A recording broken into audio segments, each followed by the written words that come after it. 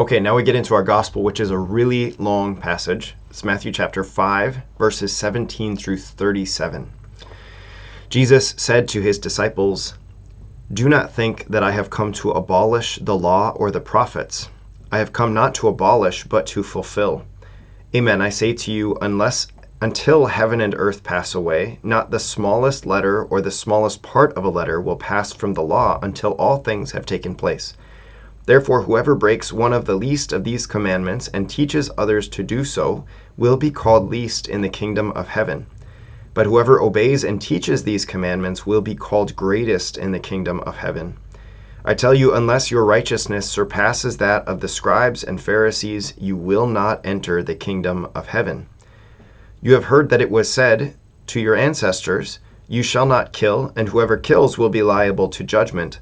But I say to you, whoever is angry with his brother will be liable to judgment. And whoever says to his brother, 'Raca,' will be answerable to the Sanhedrin. And whoever says, 'You fool,' will be liable to fiery Gehenna. Therefore, if you bring your gift to the altar and there recall that your brother has anything against you, leave your gift there at the altar. Go first and be reconciled with your brother, and then come and offer your gift. Settle with your opponent quickly while on the way to court. Otherwise, your opponent will hand you over to the judge, and the judge will hand you over to the guard, and you will be thrown into prison. Amen, I say to you, you will not be released until you have paid the last penny. You have heard that it was said, 'You shall not commit adultery.' But I say to you, everyone who looks at a woman with lust has already committed adultery with her in his heart. If your right eye causes you to sin, tear it out and throw it away. It is better for you to lose one of your members than to have your whole body thrown into Gehenna. And if your right hand causes you to sin, cut it off and throw it away. It is better for you to lose one of your members than to have your whole body go into Gehenna. It was also said, 'Whoever divorces his wife must give her a bill of divorce.' But I say to you, whoever divorces his wife, unless the marriage is unlawful, causes her to commit adultery. And whoever marries a divorced woman commits adultery. Again, you have heard that it was said to your ancestors, 'Do not take a false oath, but make good to the Lord all that you vow.' But I say to you, do not swear at all, not by heaven, for it is God's throne, nor by the earth, for it is his footstool, nor by Jerusalem, for it is the city of the great king. Do not swear by your head, for you cannot make a single hair white or black. Let your yes mean yes, and your no mean no. Anything more is from the evil one." Okay, great. So that's a very long passage. It's like the church is saying, like, okay, we know we're running out of time for ordinary time. Let's just get as much into the Sermon on the Mount as we possibly can. It seems like that's what's going on here. And the wild thing actually is that the passage could be even longer. So this coming during a section of the Sermon on the Mount where Jesus gives it. They're called, I think, antitheses, something like that, where he basically says, like, okay, this is something that the Old Testament says. Let me tell you about my new law that I've come to give. And he actually does this 6 times. We got 4 of them in this particular reading. So the passage could have been even longer if the church wanted to have all 6 of them in the same reading. As it is, we end up with these ones, and that's really great. So let's back up a little bit. So again, this is the Sermon on the Mount. This is Jesus's longest continuous stretch of preaching in all 4 Gospels. And it is, many people would say, like, this is the foundation for what it looks like to live as his disciple, as one of his disciples. As though, like, so it's the beginning of Matthew's Gospel. He's begun to call people to follow him. He's performed some miracles. He's ministered to people. He's gathering great crowds. He sees the crowds. He goes up the mountain, as though he's saying, like, look, if you want to follow me, I'm not going to make this easy for you. So you got to come up the mountain with me. And then, by the way, if you're going to be my disciple, this is what you should expect. That's the way that I think lots of people would look at it. It's the way that I look at it, as like Jesus is laying out the basic expectations for anyone who wants to be his disciple, which is a striking thing because you think of like basic expectations, foundational, so like, in other words, this should be our foundation for every person who says that they believe in Jesus, because to believe in Jesus, it should be synonymous with saying, I'm a disciple of Jesus. That's really, really big. There's lots of people in the church who are not living this way, so that's why it's so striking to me. Okay, so here's it. So Jesus says to his disciples, "Do not think that I have come to abolish the law or the prophets." So this is a phrase, the law and the prophets. is a phrase, a way of relating speaking of the Old Testament scriptures, what we call the Old Testament scriptures, what they would have just called the scriptures. So the law and the prophets, because you think of like the law of Moses, and then you have all the prophets, Isaiah and Jeremiah, Ezekiel, Amos, all the different prophets. So the law and the prophets. There's of course the wisdom literature as well, and so that would have been considered something else. But nonetheless, to refer to the law and the prophets is as though you're speaking of the scriptures. So Jesus is like, don't think that I've come to abolish them, to just like throw them out and get rid of them. I have come not to abolish, but to fulfill. So this is a really important lesson, because some Christians have not understood this correctly. But the important lesson here is that Jesus is not coming to just do away with the Old Testament, but he's actually coming to take the Old Testament and to perfect it, to fulfill it, to complete the law. Which is not to say that we're getting rid of the law, the old law, but we're including it in the new law, insofar as we can see what the old law professed and taught and commanded, and we can see actually how it's perfected in Jesus. So some of those laws actually are they're obsolete, like the sacrificial laws, because we have the one sacrifice of Jesus. The food laws, because we're not living in a context where those food laws would have been detrimental to us if we had partaken of them, because it would have made it just blend in with everyone else. So anyway, there are some laws that are absolute, but there are also some laws that are absolute. So obsolete versus absolute. The moral law, for example, the 10 Commandments. We as Christians carry those into our following of Jesus, because it lays out for us the way that we ought to live our lives, the moral law. So anyway, that's an important distinction, I suppose, to make, that we're not, as Christians, required to follow all of the laws of the Old Testament. In fact, many of them we no longer are required to follow.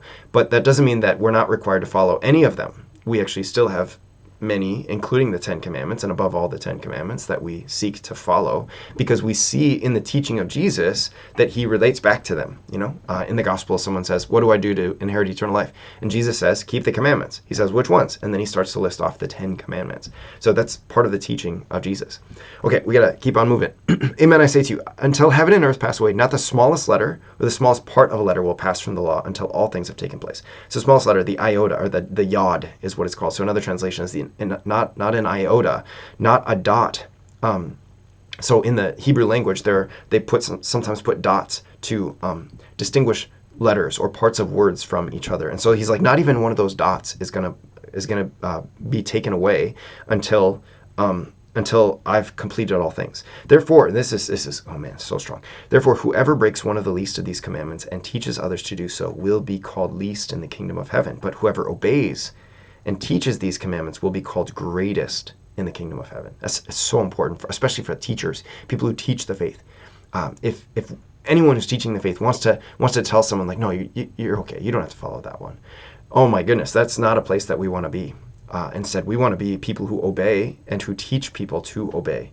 Because Jesus says, I tell you, unless your righteousness surpasses that of the scribes and Pharisees, you will not enter the kingdom of heaven. This is striking. We think of the scribes and the Pharisees because we know the Gospels, and we think of them as like the bad guys. But the reality is that at the time of Jesus, they were known to be righteous, holy men who were following the laws. They're seeking to study them and to follow them as closely as they possibly could. They were known to be righteous. And so for Jesus to say that our righteousness needs to surpass their righteousness in order to enter heaven, if we don't, you will not enter the kingdom, it's actually a really high standard that he's laying out for us. As though he's coming to say, like, look, they've got the Old Testament, the Old Covenant, so that word testament actually is covenant.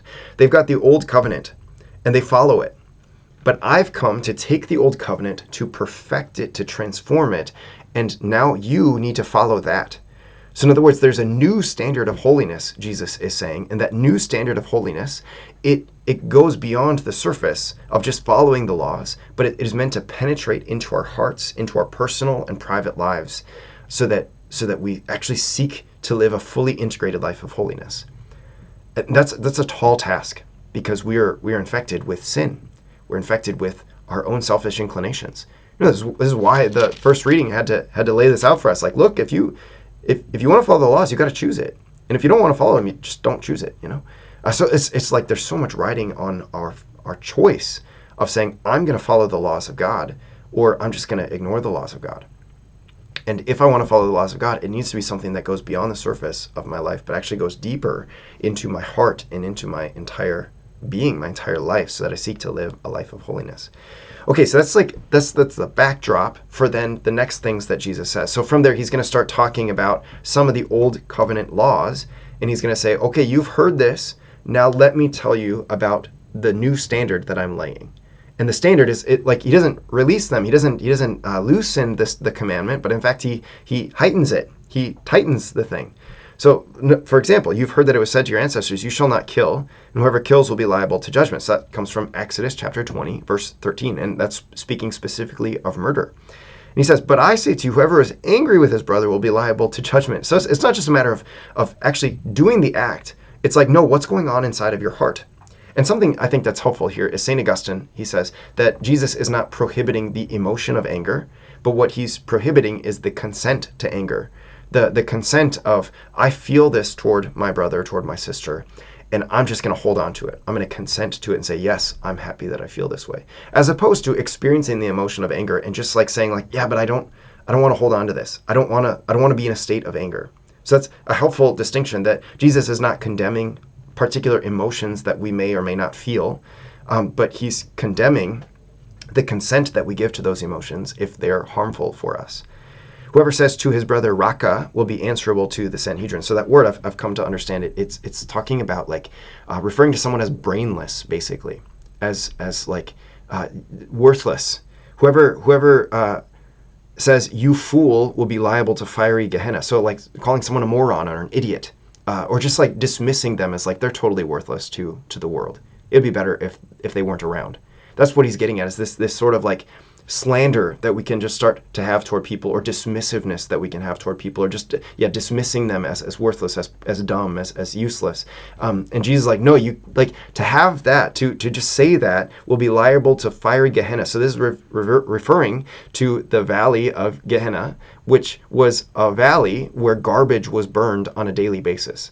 So it's a place where people specifically brought their garbage to be burned. As a dump place, a dumpster, and they would set things on fire there. So it's like a dumpster fire. Jesus is like, if you have this attitude that person's just not important, or that person's worthless, or that person's just an idiot, and so we don't need to listen to him or her. Jesus says, if you have that disposition, you will be liable to the dumpster fire. And that's not to say that we can't dismiss people's ideas, because there are some ideas that are just not worth our time, but we can't dismiss the people. That's the thing that Jesus, he's highlighting the dignity of the human person. And so to hold that, even while we might sometimes hear their ideas and say, I'm not going to give my time to that idea because it's just not, I see that it doesn't fit within the gospel or the Christian worldview.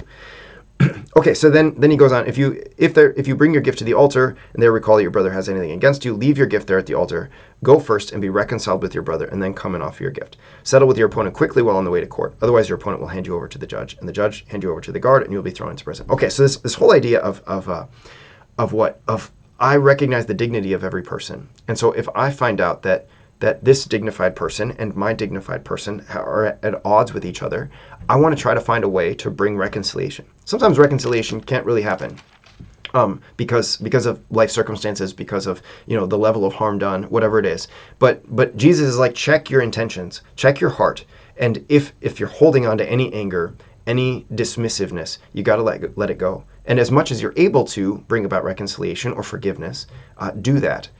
If it's not possible, it's not possible. I know sometimes people can get wrapped around this and be like, yeah, but, and it's like, okay, I think the Lord can understand that. But how about your heart? Are you able to let go of this anger, pain, frustration, dismissiveness, whatever it is in your heart toward that person? That's a really great place to be in if you're able to let go of that. Okay, you have heard that it said, you shall not commit adultery. So that's from Exodus chapter 20, verse 14. So the very next verse from Exodus. But I say to you, everyone who looks at a woman with lust has already committed adultery with her in his heart.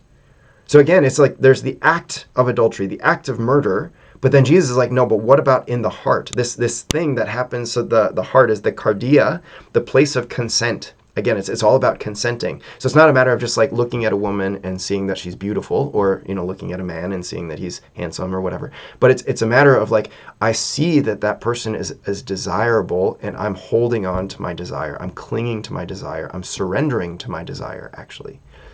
This whole idea of like, it's not merely about the desire, but it's that I'm willing the desire. Actually, I'm willing the fantasy. I'm willing the, like, if it wasn't such a bad thing, I would move in this direction. That kind of thing, like check your. So you see how the law, it starts at the surface, and Jesus says, okay, let's make it perfect by going beneath the surface and attacking your heart, which is infected with the poison of sin.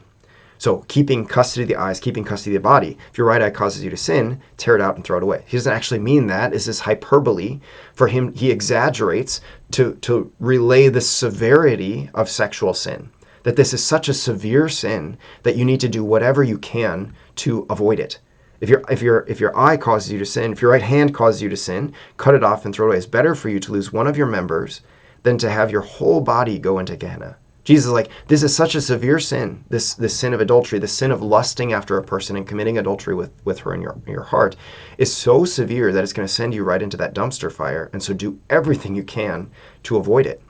Because it'd be better for you to kind of enter and face your judgment as someone who's just like feeling like you're really battle tested and like you've got nothing left. Better for that than to just like go in with your whole body feeling totally great, going into the hell of fire, going into that dumpster fire.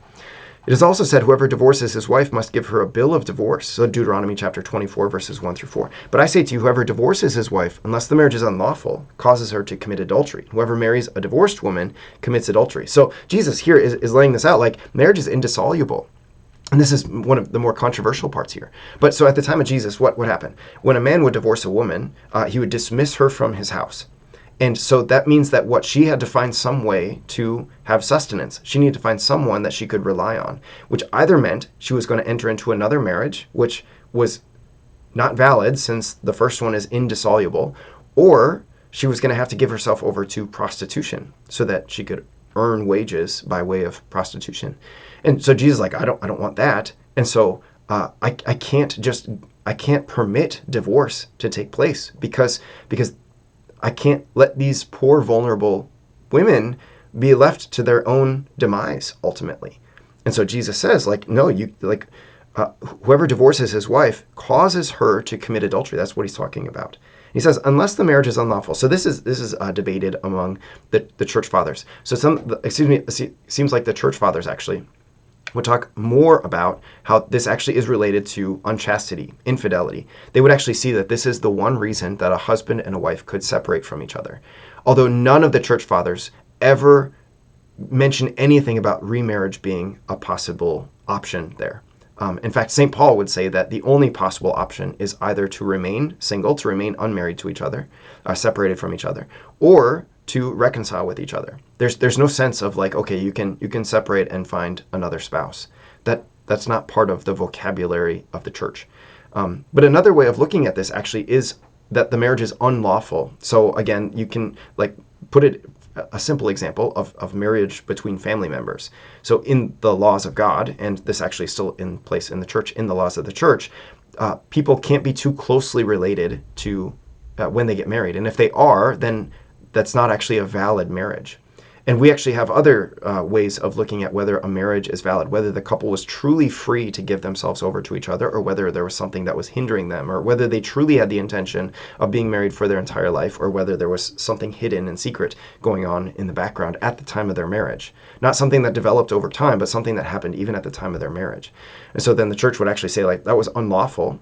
And so for a person to separate and then get remarried, they're not actually getting remarried because their first marriage was invalid. So they weren't actually married, even though it appeared that they were. We call this a declaration of nullity, where the church will look at that and say that marriage is actually invalid. And so it's not a real marriage to begin with. So both spouses are free to pursue a marriage for the first time because they weren't married to begin with. So it's controversial, but nonetheless, like that's what's going on there. Okay, then the very last one, we're getting along here. The very last one, again, you've heard that it was said to your ancestors, do not take a false oath, but make good to the Lord all that you vow. So the oath, so this is from Leviticus chapter 19, verse 12. But I say to you, do not swear at all, not by heaven, not by the earth, not by Jerusalem. So what was happening at the time of Jesus is that people would make these light oaths. They would say, I swear by Jerusalem, I swear by heaven, I swear by earth. And Jesus here is like, no, you don't own any of those. You can't swear by any of them. But instead, let your yes be yes and your no be no. Really interesting thing that, so we find in the letters of St. Paul, there's a couple of places where Paul mentions an oath that he had taken. And so then there's a question of like, well, what is Paul breaking the commandment of Jesus? And the way that our understanding of this has developed over the course of time is that there are times where for a very serious reason it can be okay to swear an oath, but to not ever swear by anything other than anything that isn't yours to swear by. Like I can't swear by Jerusalem because I don't actually own Jerusalem. I can't swear by heaven and by earth because I don't own the heavens. I don't own the earth.